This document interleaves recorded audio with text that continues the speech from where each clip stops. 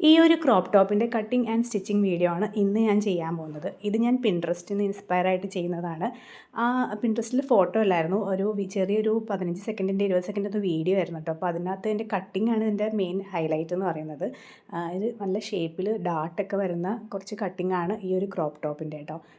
Actually അത് അവരൊരു ഡ്രസ്സായിട്ടാണ് കാണിച്ചത് കേട്ടോ. പക്ഷെ എനിക്ക് ഡ്രസ്സ് ചെയ്യണമെന്നായിരുന്നു. പക്ഷേ ഒരു പരീക്ഷണാടിസ്ഥാനത്തിൽ ഞാനൊരു ക്രോപ്പ് ടോപ്പ് ആദ്യം ചെയ്ത് നോക്കിയിട്ട് ആ ഡ്രസ്സ് ചെയ്യാമെന്ന് വിചാരിച്ചു. അപ്പോൾ ആ ഡ്രസ്സ് ചെയ്യുമ്പോൾ കുറച്ച് മാറ്റങ്ങളുണ്ട്, നല്ല ഫ്ലെയർ ആയിട്ട് താഴത്തേക്ക് വരുന്ന പോലെയാണ്.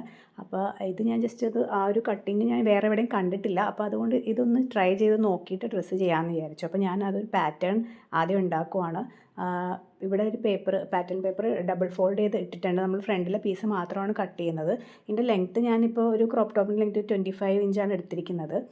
ഷോൾഡർ എടുക്കുന്നത് ഒരു 6.5 ആണ്. ആം ഹോളും 6.5 ആണ് എടുക്കുന്നത്.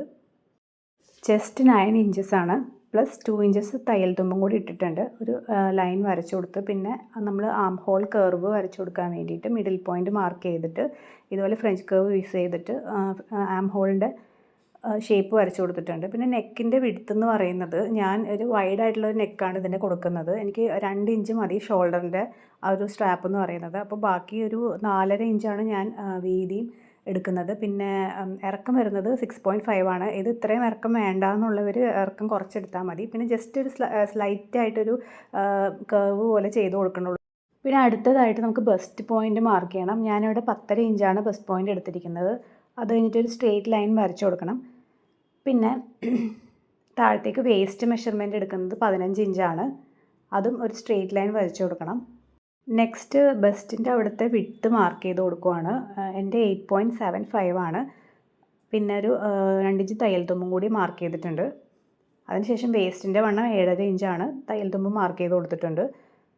ഇനി അടുത്തത് നമുക്ക് ബെസ്റ്റ് ടു ബെസ്റ്റ് പോയിൻ്റ് ആണ് മാർക്ക് ചെയ്ത് കൊടുക്കേണ്ടത്. നമ്മൾ ബ്ലൗസിനൊക്കെ കൊടുക്കണ പോലെ ഞാനിവിടെ 3.5 ആണ് കൊടുത്തത് ബെസ്റ്റ് ലൈനിൽ നിന്ന്. അതിന് താഴത്തേക്ക് ഒരു 3.5 മാർക്ക് ചെയ്ത് കൊടുത്തിട്ടുണ്ട്.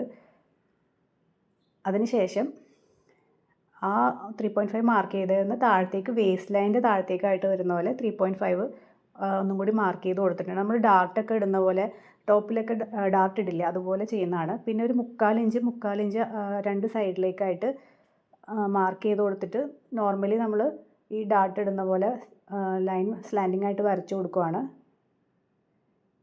ഇതാണ് നമ്മുടെ ഫസ്റ്റ് ഡാർട്ട് എന്ന് പറയുന്നത് കേട്ടോ.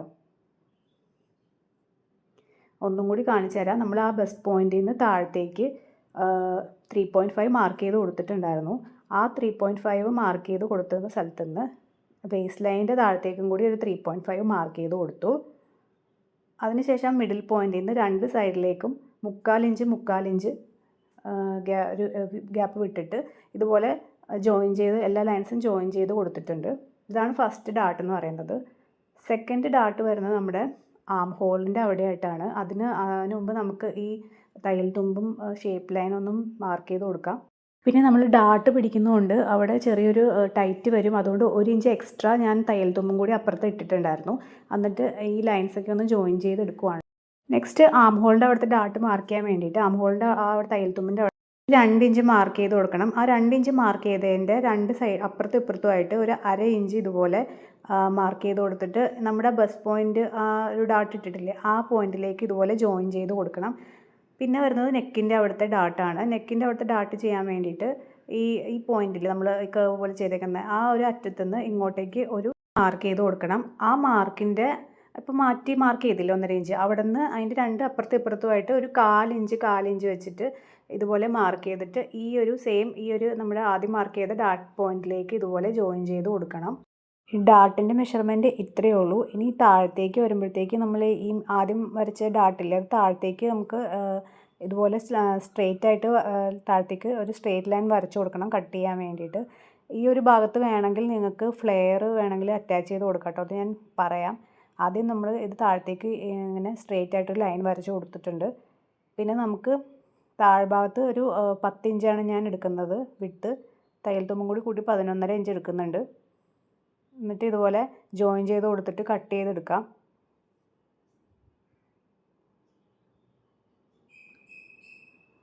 ആദ്യം നമുക്ക് മിഡിൽ പോർഷനിൽ നിന്ന് കട്ട് ചെയ്തെടുക്കാം ഡാർട്ട്. ഈ വീഡിയോയിൽ കാണുന്ന പോലെ കട്ട് ചെയ്തെടുത്താൽ മതി. ഈ പാറ്റേൺ പേപ്പർ ആയതുകൊണ്ട് നല്ല കട്ടി ഉണ്ടായിരുന്നു, അതുകൊണ്ട് ഇത് കട്ട് ചെയ്ത് എടുക്കാൻ വേണ്ടി കുറച്ച് പാടുണ്ടായിരുന്നു കേട്ടോ. ലാസ്റ്റ് നമ്മൾ ഈ ഒരു ആം ഹോളിൻ്റെ ഡാട്ടും കൂടി കട്ട് ചെയ്തെടുക്കാം. സൈഡും കൂടി കട്ട് ചെയ്തെടുത്ത് കഴിഞ്ഞാൽ നമ്മുടെ പാറ്റേൺ ഇവിടെ റെഡി ആയിട്ടുണ്ട്.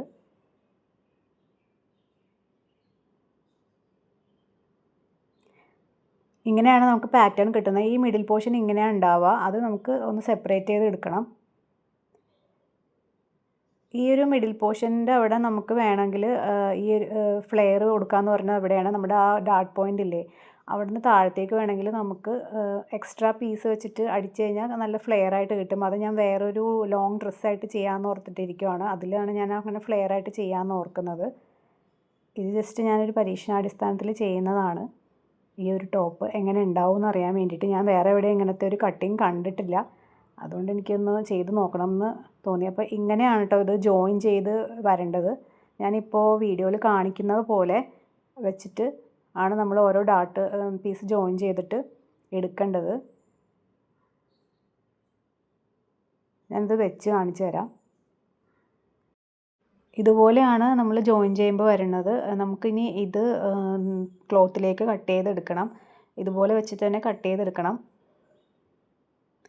ഞാനത് ക്ലോത്തിലേക്ക് ഇത് പിൻ ചെയ്ത് വെച്ചിട്ടുണ്ട്. എനിക്ക് മാറിപ്പോവാതിരിക്കാൻ വേണ്ടി ഞാൻ നമ്പർ കൊടുത്തിട്ടുണ്ടായിരുന്നു കേട്ടോ. നമ്മൾ ആദ്യം തുടങ്ങി നമ്പർ കൊടുത്തിട്ടുണ്ടായിരുന്നു 1 2 3 4 5 6 അങ്ങനെ നമ്പർ കൊടുത്തിട്ടാണ് വെച്ചത്. അല്ലെങ്കിൽ അങ്ങോട്ടും ഇങ്ങോട്ടും തിരിഞ്ഞു പോയാലാന്ന് ഓർത്തിട്ട് ഞാൻ നമ്പർ കൊടുത്തിട്ടാണ് ഇത് കട്ട് ചെയ്തെടുക്കണം. നമുക്കിനി ഓരോ പീസ് ഇതുപോലെ കട്ട് ചെയ്തെടുക്കാം. ബാക്കിലെ പീസ് ഞാൻ ഇതുപോലെ അല്ല, എക്സാക്റ്റ് ഇതുപോലെ അല്ല ചെയ്യുന്നത്. നമ്മൾ ആ സൈഡിലത്തെ ആം ഹോളിൻ്റെ അവിടുത്തെ കട്ടൊന്നും വരുന്നില്ല. നമ്മൾ നടുക്കത്തെ ആ മിഡിൽ പോർഷനിൽ ആ ഒരു ടക്ക് ഡാട്ട് മാത്രമേ വരുന്നുള്ളൂ കേട്ടോ ബാക്കിൽ കട്ട് ചെയ്യുമ്പോൾ. അപ്പോൾ അത് ഞാൻ വീഡിയോ എടുത്തിട്ടില്ല. സെയിം ഇതുപോലെ തന്നെ ഈ ഒരു പാറ്റേൺ വെച്ചിട്ട് തന്നെയാണ്, പക്ഷേ നമ്മൾ ആം ഹോളിലെ കട്ട് ബാക്കിൽ കൊടുക്കുന്നില്ല. ബാക്കിയെല്ലാം സെയിം ആണ്. പിന്നെ കട്ട് ചെയ്തെടുക്കുമ്പോൾ പ്രത്യേകം ശ്രദ്ധിക്കണം, ഒരു 1/2 ഇഞ്ച് എല്ലാ പീസിലും ഒരു 1/2 ഇഞ്ച് വിട്ടിട്ട് വേണം കട്ട് ചെയ്തെടുക്കാൻ വേണ്ടിയിട്ട്. തയ്യൽ തുമ്പാണ്. എല്ലാ പീസും ഇതുപോലെ കട്ട് ചെയ്ത് എടുത്തിട്ടുണ്ട്. ഞാൻ ആദ്യം ഫ്രണ്ടിലെ പീസ് മാത്രമാണ് ജോയിൻ ചെയ്ത് നോക്കാമെന്ന് വിചാരിച്ചു. അതിന് ശേഷം ബാക്കിലെ പീസ് കട്ട് ചെയ്യാമെന്ന് ഓർത്തു. പിന്നെ ഇതിൽ നിന്ന് തന്നെ ചെറിയൊരു സ്ലീവും വെക്കാമെന്ന് വിചാരിച്ചു. ഞാൻ സ്ലീവ്ലെസ് ചെയ്യാമെന്നാണ് ആദ്യം ഓർത്തത്. പിന്നെ ചെറിയൊരു സ്ലീവ് വെക്കാമെന്ന് തന്നെ വിചാരിച്ചു കേട്ടോ. അപ്പോൾ ആദ്യം ഫ്രണ്ടിലെ പീസുകളൊക്കെ ഒന്ന് ജോയിൻ ചെയ്ത് നോക്കാം. ആദ്യം നമ്പർ ഇട്ട പോലെ തന്നെ 1 2 എന്ന് നമ്പർ ഇട്ടതുപോലെ തന്നെ ആദ്യം ആ 2 പീസാണ് ജോയിൻ ചെയ്യണത്. ഇതുപോലെ വെച്ചിട്ട് നല്ല വശവും കൂടി വെച്ചിട്ട് നമുക്ക് ഫസ്റ്റത്തെ അറ്റത്തെ 2 പീസ് ഇതുപോലെ വെച്ചിട്ട് ജോയിൻ ചെയ്തെടുക്കണം.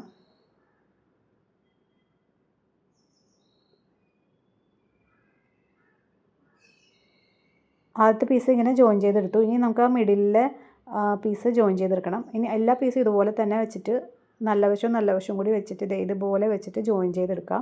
നമ്മളിപ്പോൾ കട്ട് ചെയ്ത് വെച്ച എല്ലാ പീസും അതാത് ആ ഒരു നമ്പർ ഇട്ടിട്ടില്ലേ അതുപോലെ തന്നെ വെച്ചിട്ട് ജോയിൻ ചെയ്തെടുക്കേ വേണ്ടുള്ളൂ.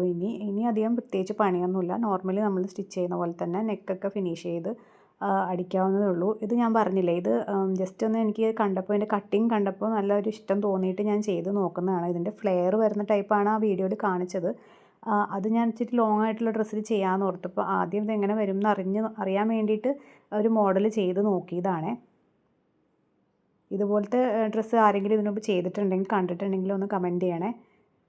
ഞാൻ ആദ്യമായിട്ടാണ് കണ്ടത്. എനിക്കപ്പോൾ കണ്ടപ്പോൾ ഭയങ്കര ഇഷ്ടപ്പെട്ടു, അതുകൊണ്ട് ഞാനിത് ചെയ്ത് നോക്കുവാണ്.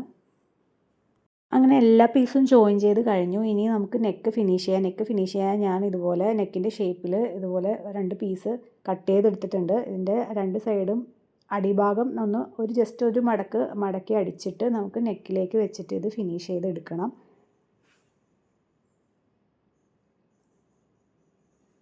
നെക്കിലേക്ക് വെച്ച് അടിച്ചിട്ട് നമ്മൾ തിരിച്ചിട്ടിട്ട് പതിച്ചും കൂടി അടിച്ച് ഹെം വേണമെങ്കിൽ ചെയ്ത് കൊടുക്കാം കേട്ടോ. നെക്ക് ഇവിടെ ഫിനിഷ് ചെയ്തെടുത്തിട്ടുണ്ട്. ഇതുപോലെ തന്നെ ബാക്ക് നെക്കും ഫിനിഷ് ചെയ്ത് കൊടുക്കണം. ബാക്ക് നെക്കും കൂടി ഫിനിഷ് ചെയ്ത് കഴിഞ്ഞിട്ട് ഷോൾഡർ ജോയിൻ ചെയ്യുവാണ്. ഷോൾഡർ ജോയിൻ ചെയ്തിട്ട് ഞാൻ പറഞ്ഞില്ലേ ചെറിയൊരു സ്ലീവ് വെച്ച് കൊടുക്കുന്നുണ്ട്. സ്ലീവും കൂടി വെച്ച് സൈഡ് ജോയിൻ ചെയ്ത് താഴ്ഭാഗം മടക്കിയും കൂടി അടിച്ചാൽ നമ്മുടെ ടോപ്പ് ഇവിടെ റെഡി ആയിട്ടുണ്ട് കേട്ടോ.